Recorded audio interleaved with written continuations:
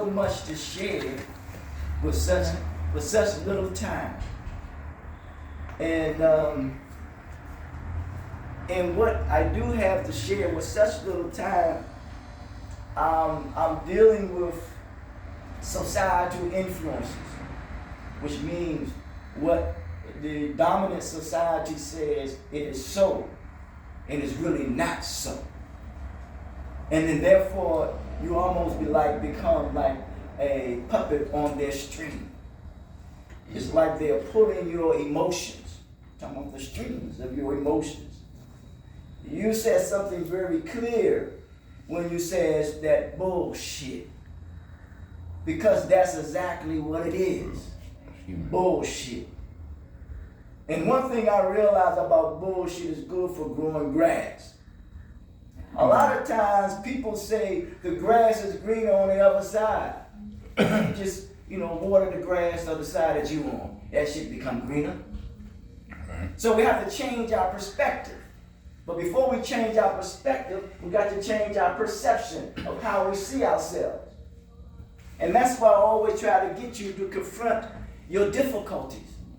Because when you confront your difficulty, you change your perception of how you see yourself and how you see yourself in the world, not in nobody else's world. Don't you know that you are a world within a world yourself? You didn't know that? That's why they call it a universe. This is a universe because this is a university. This universe. This is a place where we learn.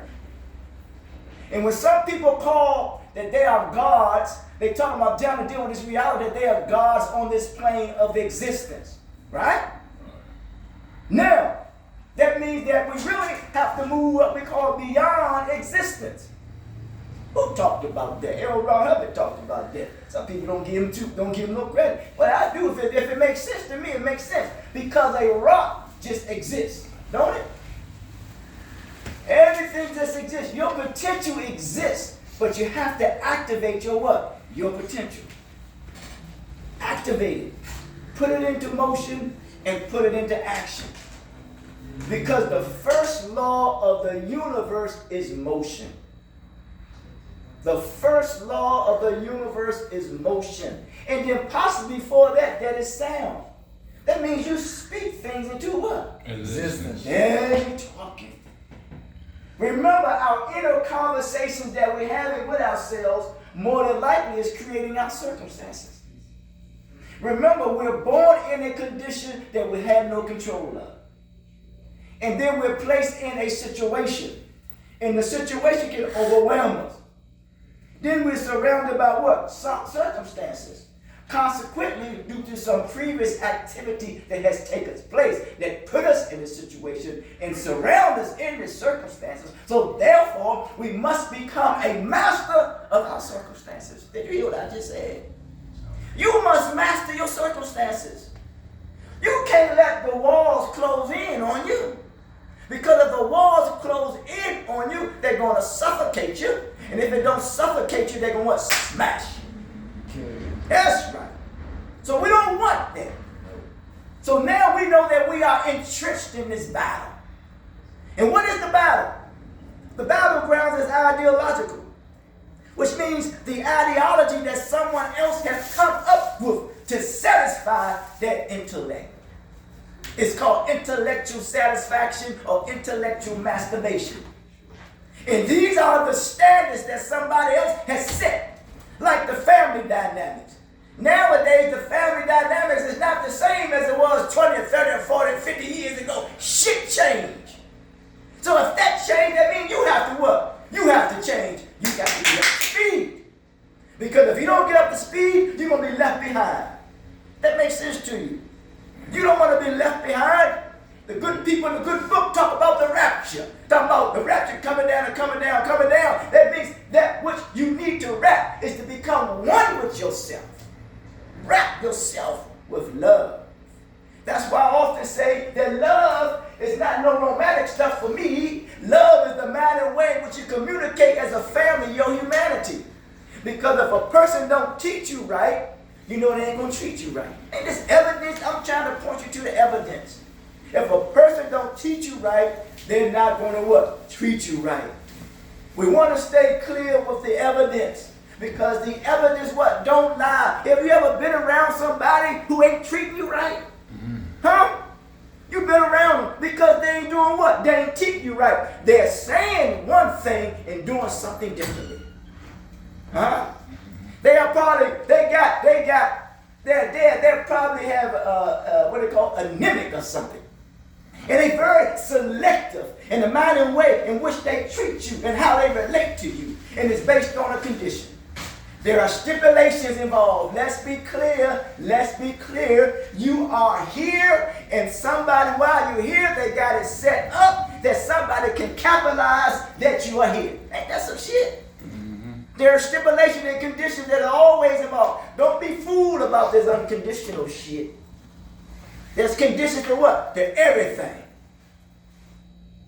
And if you don't understand that, you will always fall victim or be deceived by somebody baffling you with bullshit and dazzling you with brilliance.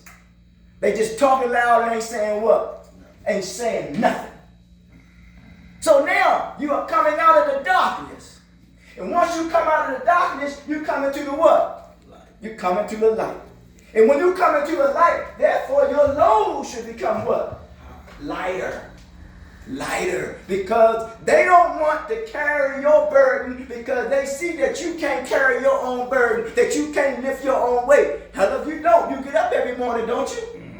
Don't that take a lot of lifting weight? God damn it, you resurrect every day you get up. So what's the problem? Huh? What's going on with you? Now, there's three things you need to be clear. This is what the brother Nina Fuller said. Nina Fuller. Nina Fuller talks about the statement that one should not ask for an apology, love, or respect. Think about that. Let's look at that now. It's grounded in his philosophy about power what? Dynamics. Remember, we dealing with power dynamics. We dealing with family dynamics. Somebody wants to have the power over who? Over you. That's why you don't give no power to nobody, because if you give it to them, they're going to exploit it. They're going to take advantage of it. And that's why the good book says, cast your pearls not amongst swine to be what? Trampled on.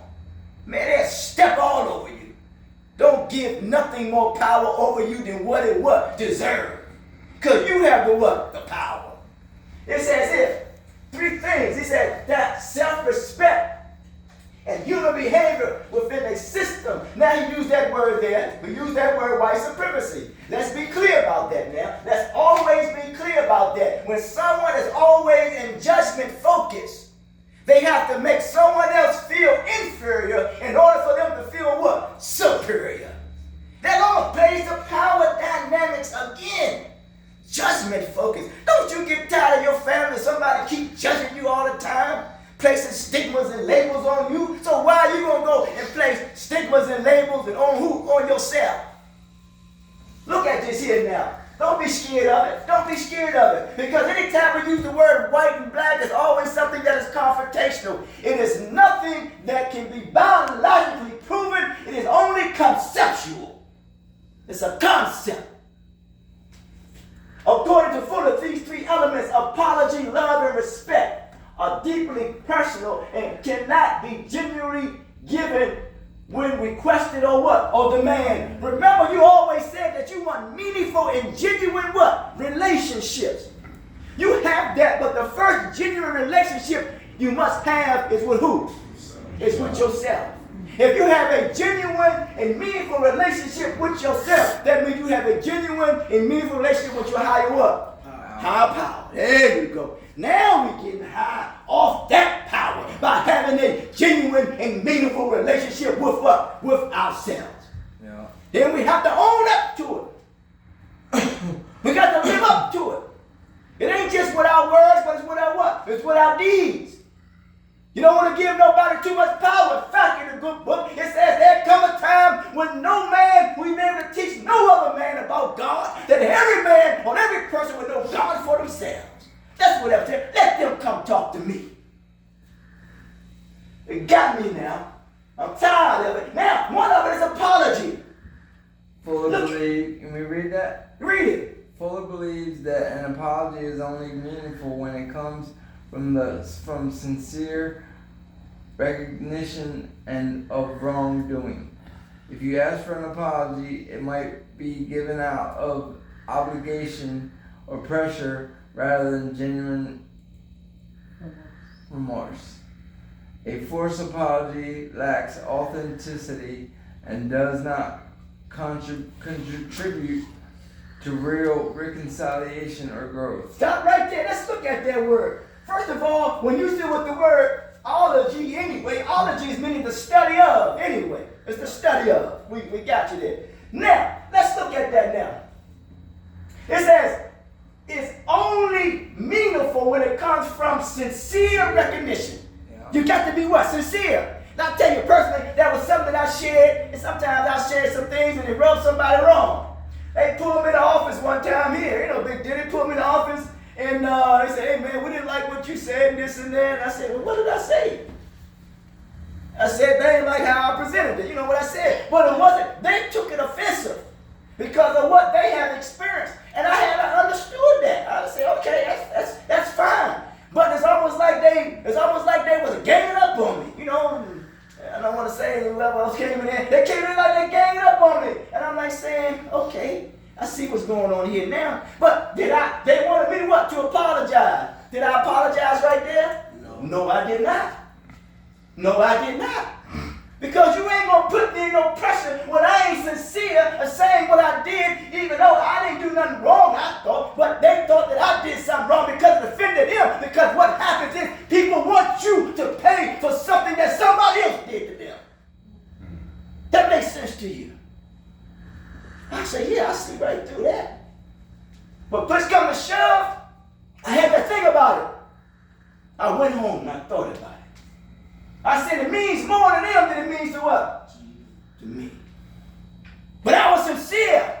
I didn't bring no fanfare, none of that stuff around when I apologized. I met them what? One-on-one.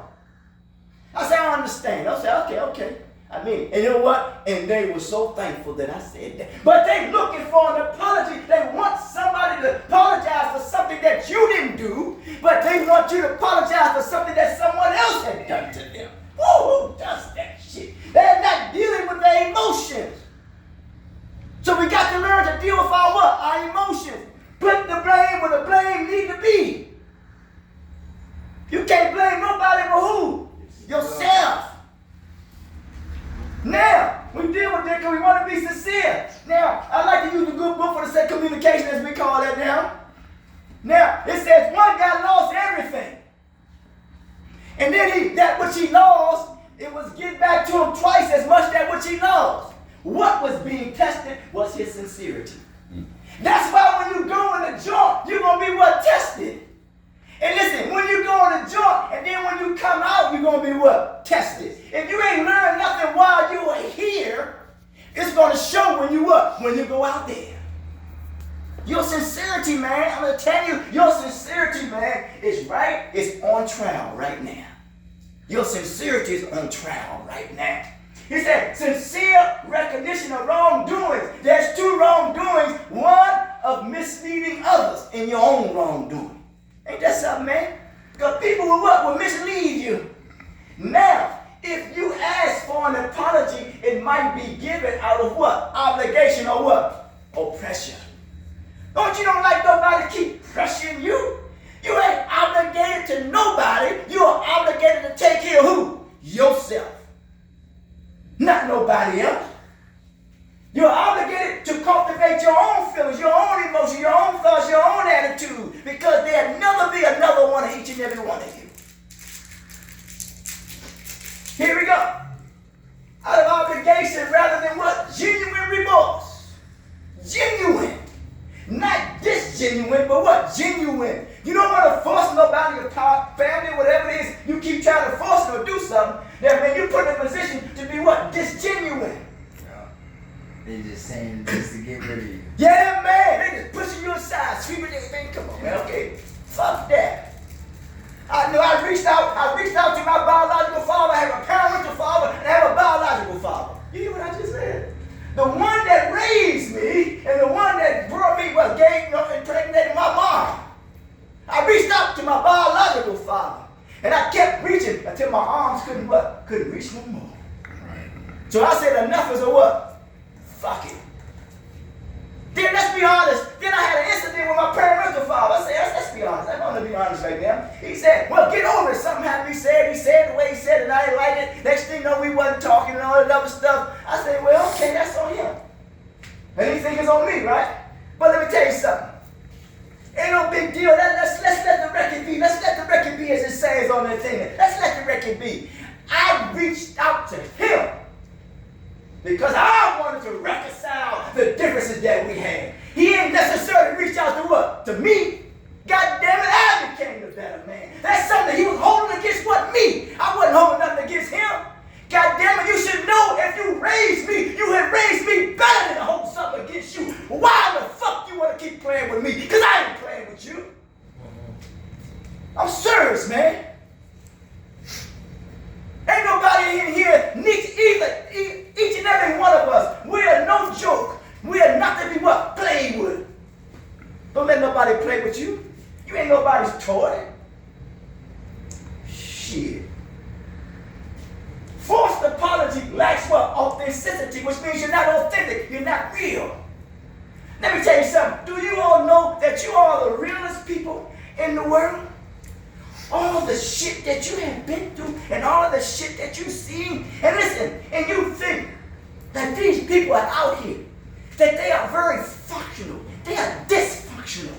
And listen, you think that they're functional, but you are real. Because you can see right through the what? The bullshit. See right through the bullshit. Ain't that something? He said you can sit back and laugh. Man, you say this beat anything that Hollywood could ever put on. Serious. It's a show. It's a show. So here we go. It lacks authenticity and does not contribute to real reconciliation and growth. Reconciliation in a good book, it says it means you must become a friend again to yourself before you become a friend again to anybody else. Ain't that something? That's why they call it family atonement and reconciliation.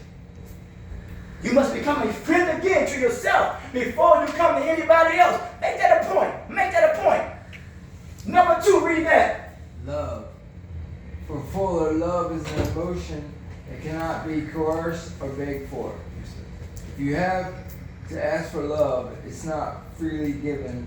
Love is, in his view, should arise naturally from mutual understanding, respect, and shared values.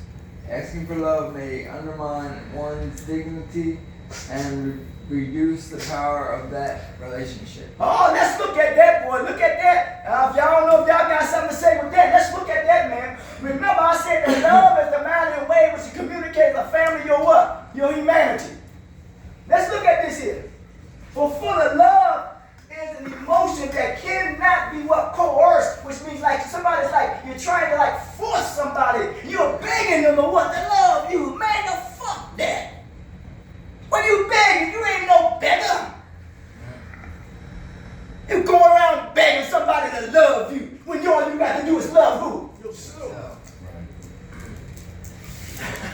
They go around begging nobody for nothing.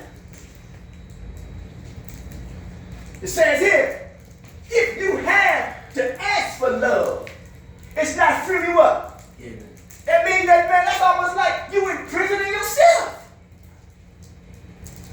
It says if someone comes to set you free, you're free indeed. So you got to free yourself from begging people to what? To love you. Love in this view should arise what? Naturally. Naturally. Naturally from what? Mutual understanding, which means it must be what? Reciprocal. It must be mutual. Yes. It must be. It must be. You don't want to keep loving and loving and then giving what? Nobody giving it back. That's unbalanced, ain't it, man? Shit, that creates a chemical imbalance. And goddamn it, then when you create a chemical imbalance, you try to take something on the outside to bring forth the balance that is imbalanced on the inside. And then you just get more fucking what? Imbalance. Shit, a family is as a family does. I wrote a poem, I put on somebody's shirt about 20, 25 years ago. That's some shit I've done y'all couldn't even imagine. I help people. It says, shared values. Obviously, we don't share the same what values, and we don't love each other. Asking for love may undermine one's dignity. Ain't that some shit? You begging them, you asking them, and it's undermining your dignity, your honor, and your respect, man. You don't want to undermine your dignity.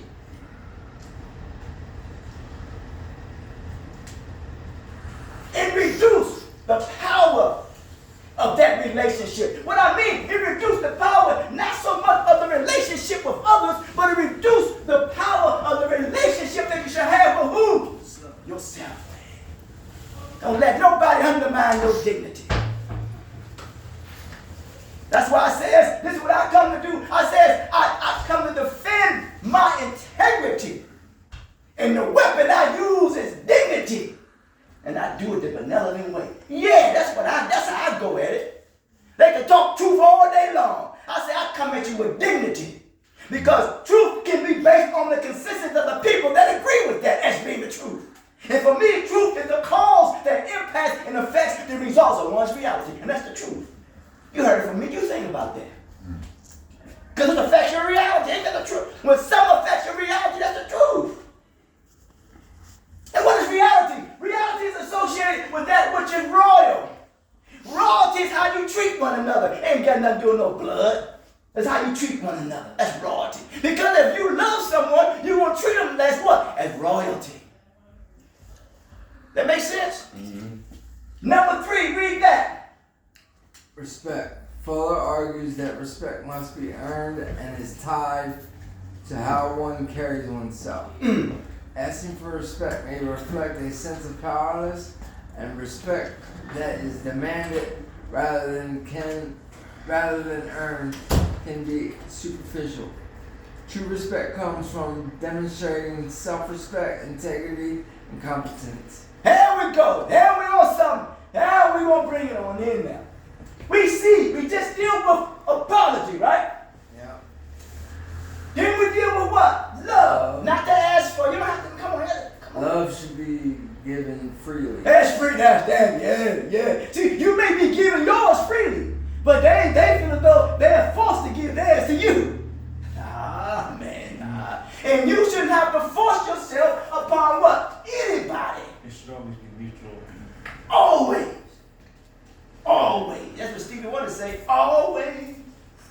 Now, respect. You look at the word respect, you see that word R-E. Anytime you see the word R-E, it's always something like reconnecting with something. Huh?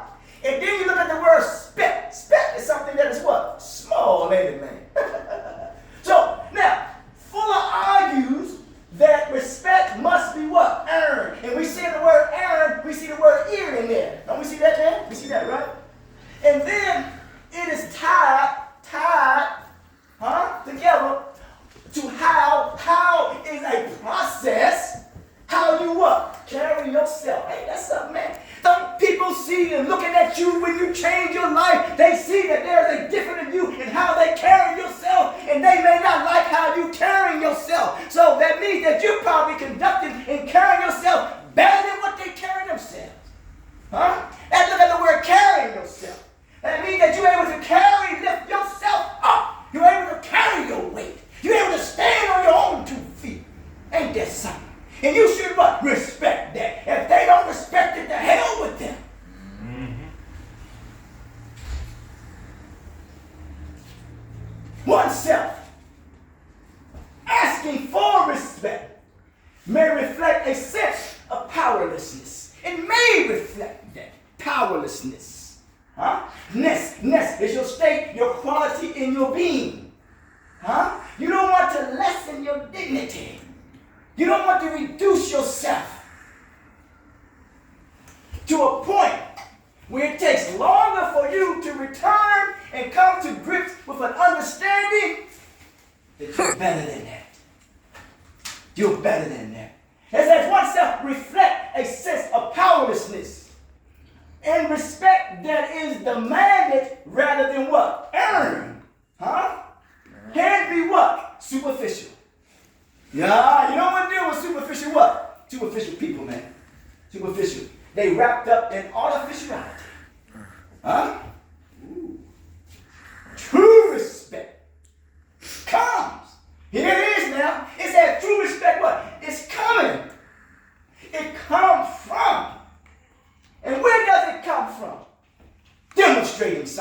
Ain't that something? Remember I said earlier, if a person don't teach you right, Elijah Muhammad said that, if a person don't teach you right, they ain't gonna treat you right. It comes from how a person what? Treat you. And true respect comes from how you treat your what? Yourself.